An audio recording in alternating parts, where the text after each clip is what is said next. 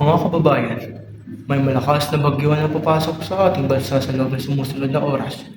Ayon sa ulat ng Pag-asa, ang bagyo ay may lakas na hangin na umaabot sa 200 kilometers per hour at may malakas na ulan na magdudulot ng pagbaha ng mga lugar na malapit sa ilog at dagat. Ang mga residente sa mga lugar na ito ay pinapayuhang mag-ingat, maganda para sa mga posibleng pagbaha. Ang mga otoridad ay nag-aayos na para sa mga evacuation center at mga relief goods para sa mga apektadong resident. Sa ngayon, ang mga klase ng paaralan at opisina ay kanselado ng mga lugar na malapit sa ilog at dagat.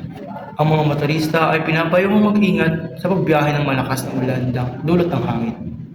At tayo ay magpapatuloy na magbalita tungkol sa mga bagyo at mga update sa apektadong lugar. Mga kababayan, mag-ingat po tayo sa maghanda sa mga posibleng pagbaha.